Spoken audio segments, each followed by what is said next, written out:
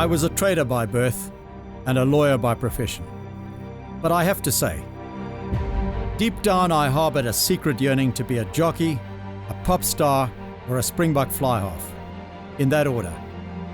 I was too big to be Michael Roberts, too gruff to be Neil Diamond, and too slow to be Naas Porter. So here I am, a horseman by default.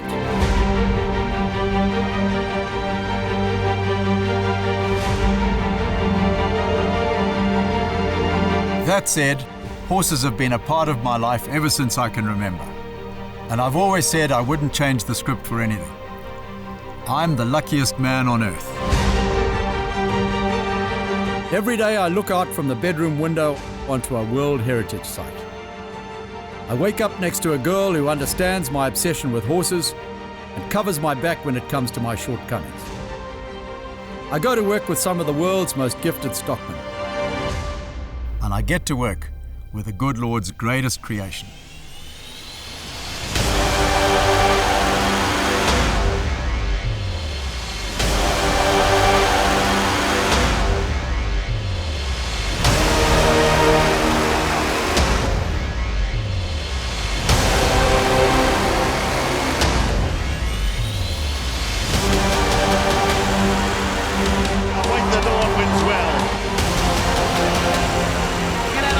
Take out the first flyer.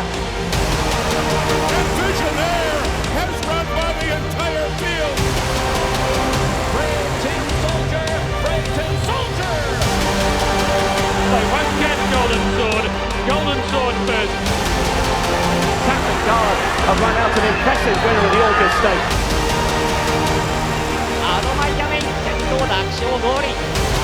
Mullins Bay is far too good. Heroes on the inside with a nose.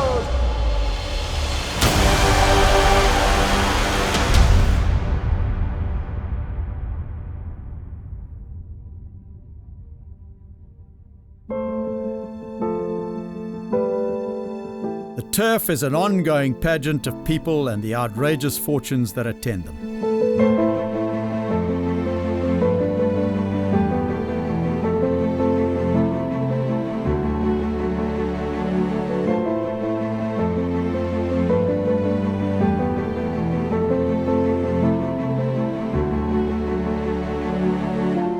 The straight and the shifty, horsemen with artistry in their hands, and camel drivers. The in-house cavalcade of toffs and knobs, jockeys with those lived-in, used-up faces somehow transplanted on young bodies. It's about dreams rather than probabilities. It involves risk, physical and financial. All great sport involves some pain, the element of mortal chance. That's why racing, rugby and cricket have spawned such great writing. It's why jogging has not, and remains a middle-class fad. Of course, racing and rugby are easier to promote than running. They appeal to tough-minded nations like Argentina, Australia and Ireland. It's not wise to offend citizens of these countries. To them, a scrum or a whip-cracking finish is just a pleasant interlude among like-minded countries. Cauliflower ears and a few welts on the backside are signs of a life well spent. Others might beat them, but not even the All Blacks can frighten them.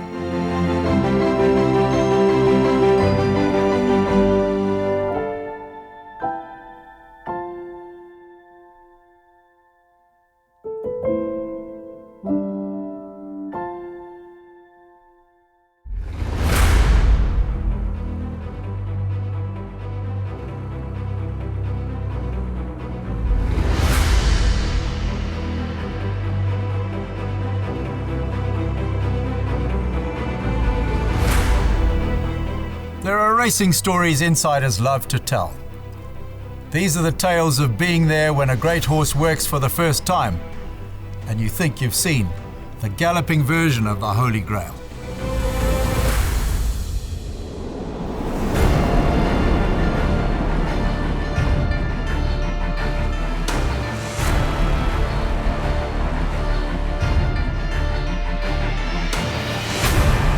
Such a horse is Await the Dawn, who first caught our attention with a crushing demolition of a group class field on only his second visit to the races. Locked away in racing in the Kilternan Stakes. Await the Dawn, racing now towards the 3 mark.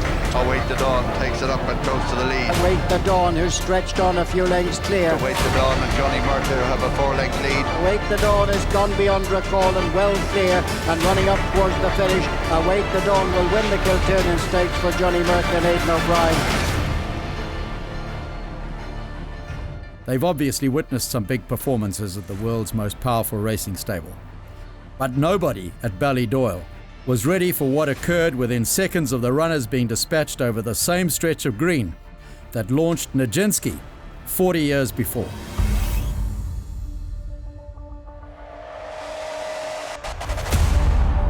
Standing still in the gate was Dream Eater. His next outing at Chester resembled an Irish reprisal for the troubles they'd suffered at the hands of the English some centuries ago. Await the Dawn now joining distant memories. When his jockey encouraged him to take the race by the scruff of the neck, it was the invitation Await the Dawn had spent his young life waiting for. And Await the Dawn strikes the front now with a furlong left to travel here. And Await the Dawn draws clear in handsome fashion to win the Huxley. He looks a touch of class, this horse. Buoyed no doubt by a shared penchant for revenge, a beret-clad Frenchman at the rail screamed, "Incroyable!" An uncanny echo of General Pierre Bosquet's words after watching the doomed charge of the Light Brigade in the Crimean War. "C'est magnifique, but it is not war, it is madness."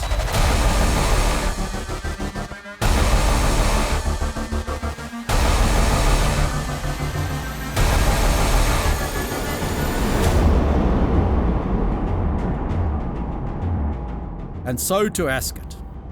The royal version, that is. The best sporting idea the English ever had.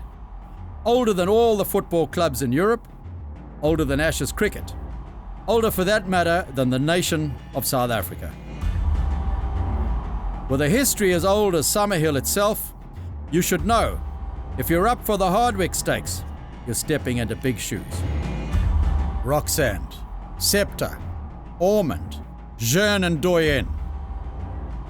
Just the year before, the hero was Harbinger, the world's highest rated racehorse, bar none. Look at Harbinger, a furlong to go, he's gone streets ahead. Harbinger goes on to take the Hardwick.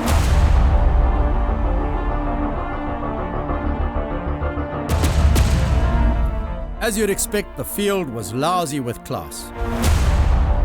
4 Group 1 winners and some of the finest blood money could buy. He and Ryan Moore were 10th of the 16, parading before Her Majesty and her 60,000 subjects in the stands. There's Await the Dawn, pulled up for an effort now by Ryan Moore, and Await the Dawn on the outside. Grabs the lead now from Harris Queen. They're about 3 lengths clear then of the chasing pack, but Await the Dawn is 2 lengths in front with a half furlong left to go. This is another big winner for Ryan Moore. Await the Dawn wins well.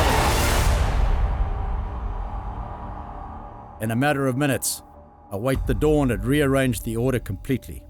Brutally. Clinically. The Queen had arrived in her horse-drawn carriage, and it was clear to the noble assembly that he'd still have won if he'd been pulling it.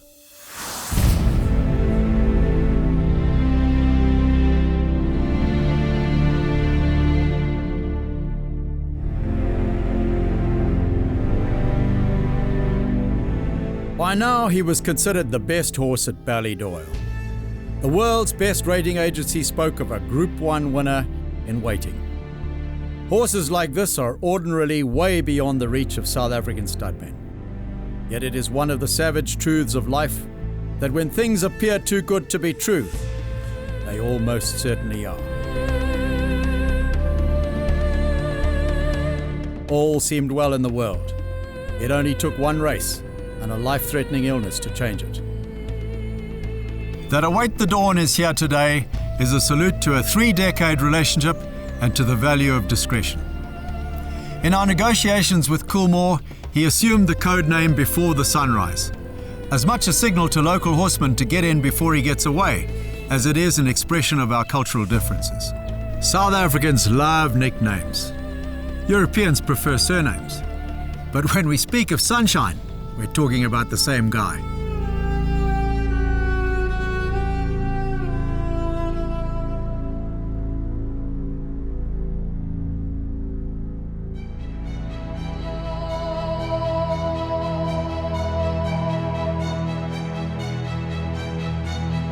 While Dynasty, Silvano and Fort Wood are the standard bearers for those who seek to breed the classic racehorse, our countrymen's preoccupation with speed is upheld by the excellent stallions VAR and Captain L. The search among breeders for that elusive beast with speed, substance and superior genes is never ending. And as a top of the sale, dual Group 1 winning son of Royal Academy, Atto was a paragon of swaggering brilliance.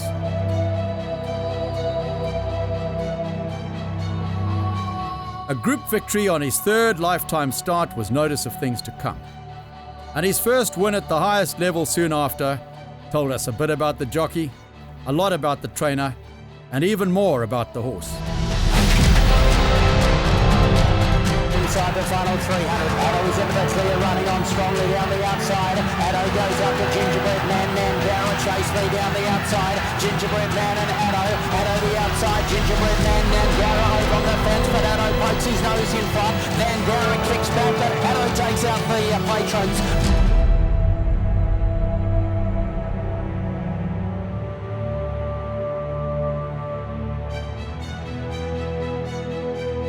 In a glittering stud career, his father had already sired 170 stakes winners, and Atto had just joined an elite band of 27 Group 1 aces.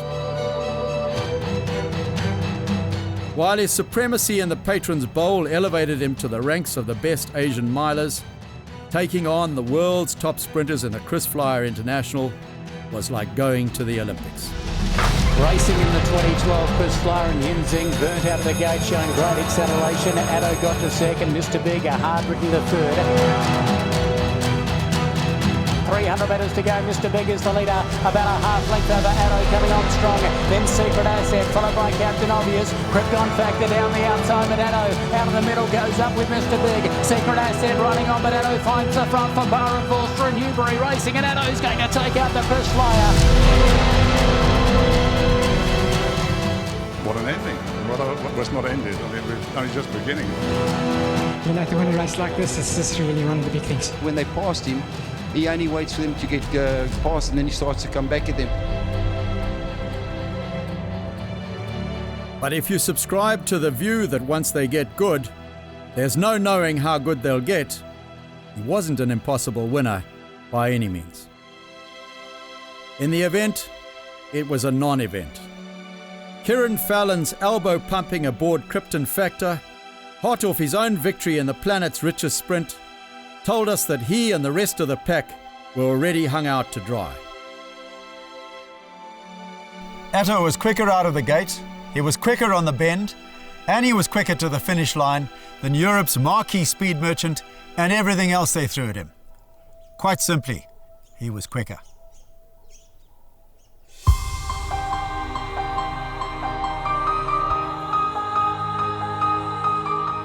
No matter what follows in his wake, Northern Guest will always be the benchmark by which Summerhill Stallions are measured. For a generation of racing fans, his achievements were more than facts and figures. They were scripture. And for all the great names to have adorned our Sires Premiership, Northern Guest suffered least for his art.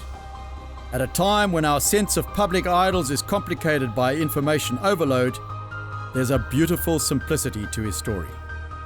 He churned out big race winners by the multitude. Get to the next race to remember Senor Center, Northern Princess. They got 200 to go. Senor Center, Robert's trying to fight back on Northern Princess. I can't believe it. This is a short game. Robert saying brilliant best. Northern Princess, 1.5 lengths from Senor Center. Imperious 2 along the inside has come through to pick it up. North by Northwest has his nose in front. Imperious 2 is coming with every stride. Imperious 2, North by Northwest. Here it comes, desperately close.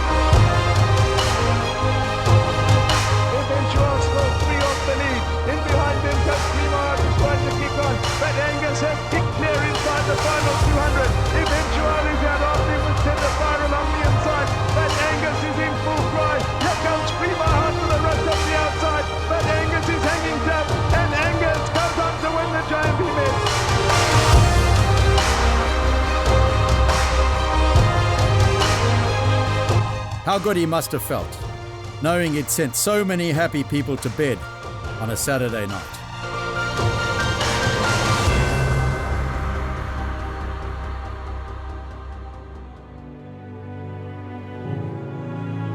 Northern Guest is a wonderful stallion. He's a full brother to Try My Best to El Grand Senor. And Northern Dancer's progeny, 6 of the top 10 are actually in the top 10 in Britain.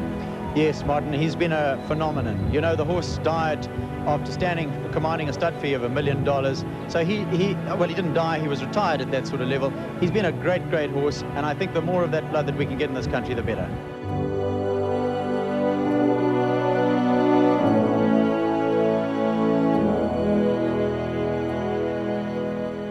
So here we are, a decade on since we laid him to rest.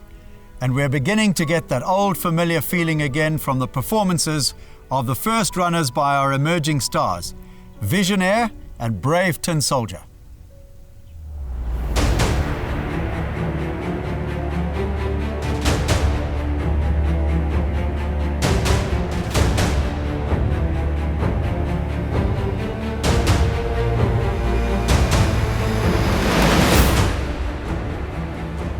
It's early days yet, but Visionaire is the new king in the age of immediacy, where the appetite for brilliance is met by technology. Wild charge into the stretch here in the King's Bishop, and Visionaire has run by the entire field. He was 10 lengths behind him entering the far turn, and on the wire, Visionaire with a dramatic length the first win. In many ways, he is the redefinition of the modern racehorse. He turns our heads with his class-leading numbers. He appeases our accountants with his auction results. Sold for $1,400,000. And he stirs our hearts with the performance of his runners. They round the bend, it's Macopa Breeze moving clear by 2.5 lengths. Macopa Breeze is well clear of the 16th, and Macopa Breeze cruises home. Trident Hero now kicks away and leads by a measured length, trying to battle back his pure habit, but only at this one pace. It's Trident Hero, the winner. Now Macopa Breeze moves 3/4 in front of Red Bottoms, now kicks away, quickly puts 4 lengths on Red Bottoms, and they're nicely clear of Circle Cadrana, but it's all Macopa Breeze by 8 lengths.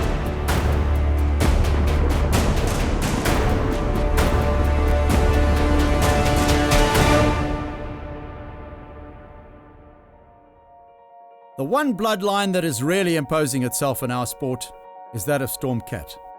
At the height of his powers, the most sought-after stallion on earth. Va, Black Minilush, Tiger Ridge and Magog tell us there have been no misses thus far.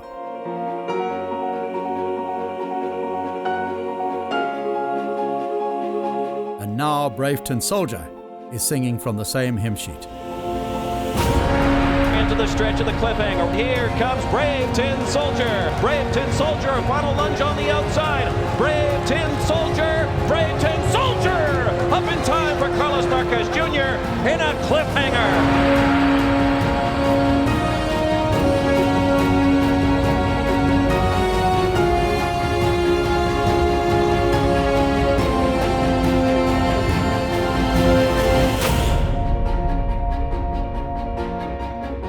His own exceptional talents as a 2-year-old are already in danger of being outdone by his first runners. And as the progeny of a one-time favourite for the French Guineas, they are displaying more than a smattering of Je ne sais quoi. On the outside, Iwo Jima is taking a massive claim here. And Iwo Jima bounces into the lead. Iwo Jima with a good advantage with 100 to go. Iwo Jima is going to run away and win it by 2. Brave Tin Soldier, I love the stallion. The joy you get out of this, it's very special. Giovanni has gone out the back door as Flying Cross picks it up, and it's Flying Cross running on stoutly. Flying Cross has got it won. Coming to the last 100 though, the Real Hero's in front, and the Real Hero's going on strongly here. The Real Hero will win it. I think somehow it's got quite a nice stallion there. and it's Split the Breeze past the 200-metre marker, and Split the Breeze is going on. Split the Breeze will score effortlessly. It's a matter of what's going to run second, and Split the Breeze won by about 4 or 5.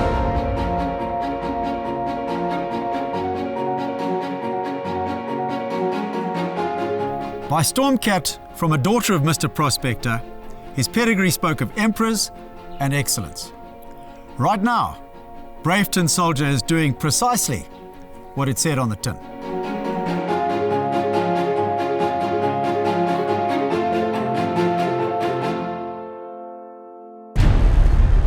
He might have been second in Ireland's biggest horse race, but on pedigree, Golden Sword was the runaway winner. He was bred to stay the trip. He was bred to handle the track. And like Galileo Monsieur and High Chaparral, he was bred to win the Derby. Golden Sword kicks for home, and now the Derby is up for grabs. Golden Sword being gathered in by See the Stars. See the Stars will complete the Guinness and Derby double.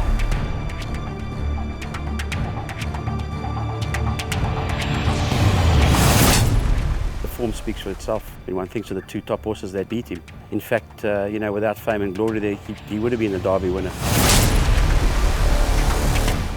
The Maestro's statement only lends credence to the fact that in 19 years of World Cup history, his 2,000-metre UAE record outdoes the performances of Cigar, Dubai Millennium and Streetcraft. Gates are back. That year in Dubai, he was one of the most talented individuals I had in the stable. He's the track record holder over 2,000 metres. Golden Sword 3 deep in the best part. Golden Sword is still the current track record holder at Maidan. Here comes Golden Sword on the outside. Eavesdropper back to the inside, but Golden Sword hits the front. Short of 200 metres left to go. Golden Sword clear, 100 metres left to run. They won't catch Golden Sword. Golden Sword first.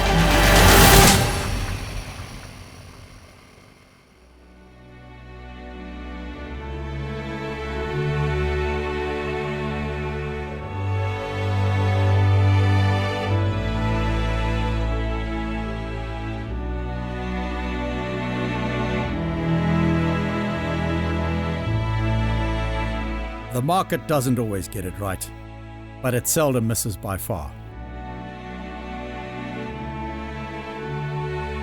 Better judges than ourselves have dubbed the first Golden Swords the toast of last season's crop. I still remember the dejection on Johan Mulherber's face at the thought that he wasn't standing closer to home. It was the slightly sad look of a man who'd carried the burden of being a Stormers fan for most of his life.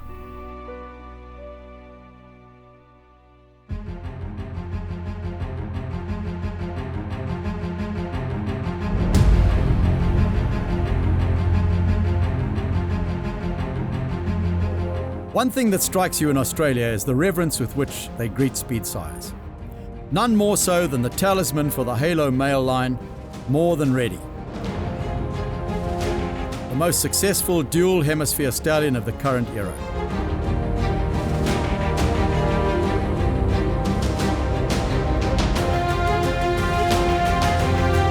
Horses like his son Traffic Guard are an inspiration.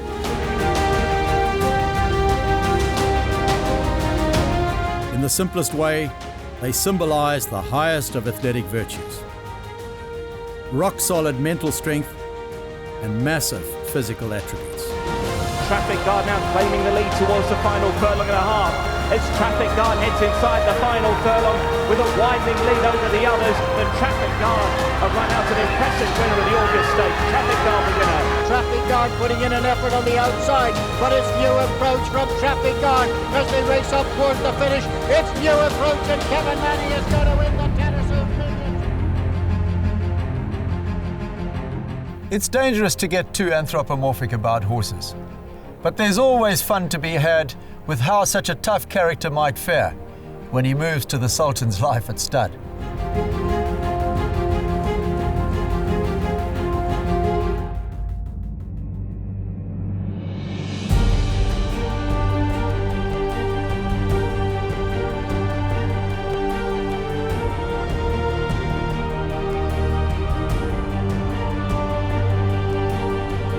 There is something about a racehorse that stimulates our juices more than any other sensation known to man.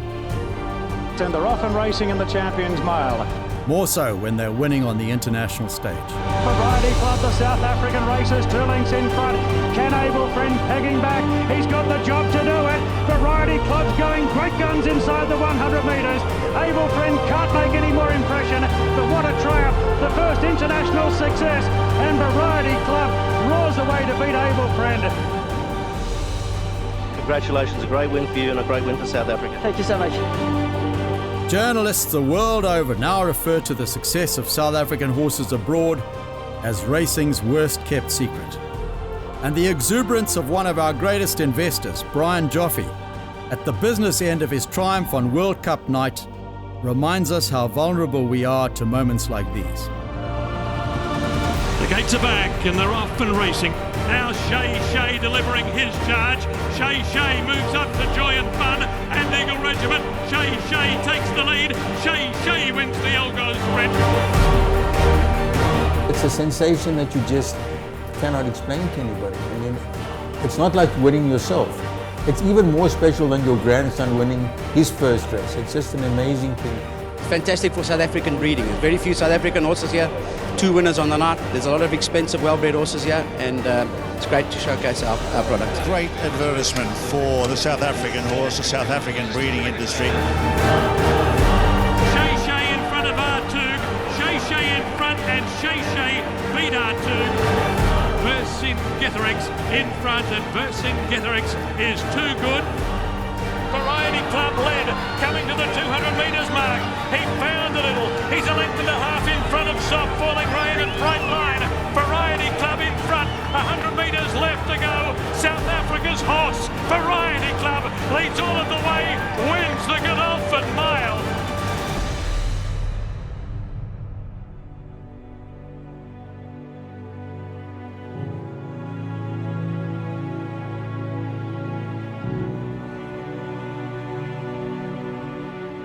For all South Africa's successes over the years, the victories of the past 12 months equal anything we've achieved before. Knowing that there has been a significant contraction in broodmare stocks across the globe, there has never been a more opportune time to capitalize on a supply and demand equation, which is rapidly moving in favor of producers.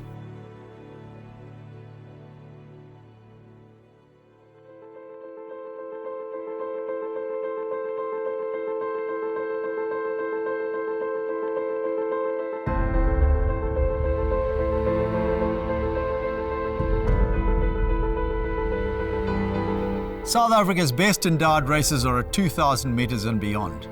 And if we want our names displayed in lights, that's the kind of racehorse we should be trying to breed. 濃厚残り 100m、 2番手アペリティフ、3番手はどうか接戦だ。ウェルジュール、ラッセルバローズ、マイネルオレア、アドマイヤメイン、楽々合輪。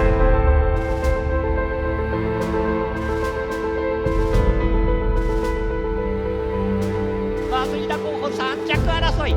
先頭はアドマイヤメイン、先頭楽勝合輪。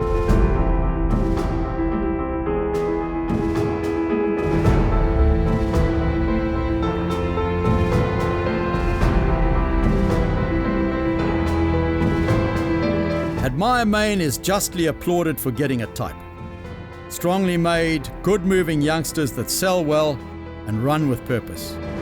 200 metres to go, and Admiral Codrington, nothing looks like they're going to get close to him. Admiral Codrington now leaving scorch marks on the track as he blitzes away by 10 lengths out here. One-horse contest. Valerio is showing absolutely no sign of stopping, and the further they go, the further he'll win by. Admiral's Eye comes out Umayana past the 200 metre marker, and Admiral's Eye is the one to beat and is going on, and Admiral's Eye goes on now by 3 parts of a length and will win.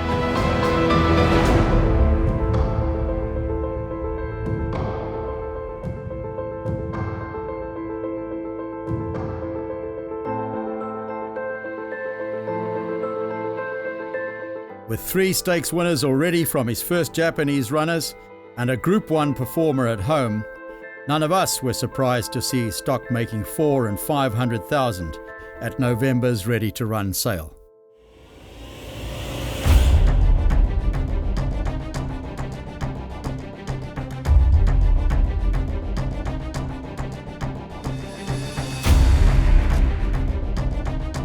So you're thinking, Mullins Bay is an eye-catching specimen. He was a darn good racehorse, and he has 5 black-type performers to his name this season, including the first ever Triple Tiara heroine in Zimbabwe. Can Casey's Dance finish off the 2,000 metres? And Casey's Dance is going to win the Triple Tiara and champion Fiero Filio of Zimbabwe. Time to listen to my inner voice. Maybe. Mr. Molyneux has taken control of matters now with 200 to go. Mr. Molyneux will come out a very comfortable when he's clear by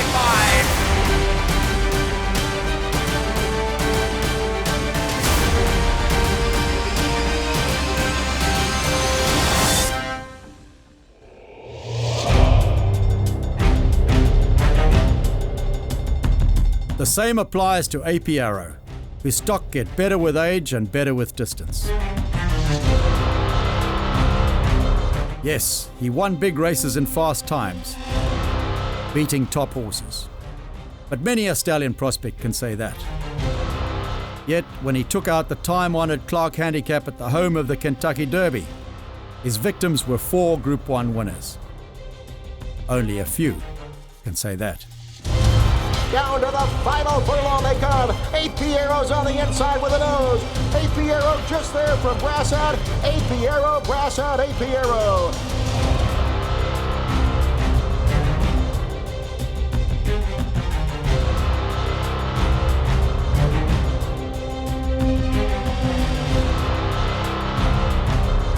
His 4 black type runners this year, 3 at the trip of the Derby and the Oaks, vindicates the mantra. They just get better. Arch Rivals given a beautiful kick as they come inside the 200, and Arch Rivals stretching out with devastating effect. He's 6 lengths clear, and Arch Rival destroys this field by 8-9 lengths. Run the Arrow's kicked away. She's put this race to bed. She's about 5 lengths in front. Run the Arrow far too good, and she comes home lonely.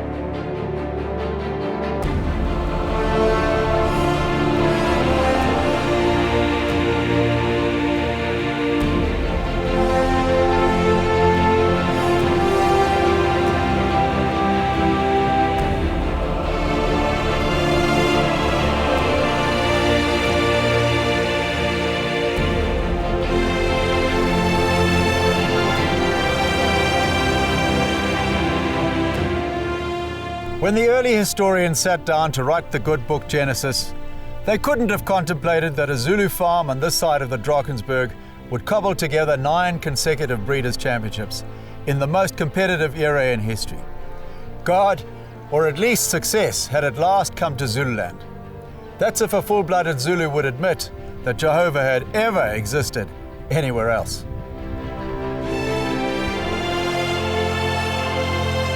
While ours does not speak of the money that's been invested in grander establishments, we often wonder whether there is a more soulful place built in honour of the thoroughbred than Summerhill. Racehorses are the core of our affections. They are central to a life where we don't just live for our work, we're only alive because of it. The lure of that magnificent youngster of infinite potential has a strength that is centuries old. It's what's best about the thoroughbred, the fastest weight-carrying creature the world has ever known, and Britain's greatest gift to the animal kingdom. It is a lure that is strongest in these valleys, and for 8 full decades, Summerhill has been its temple.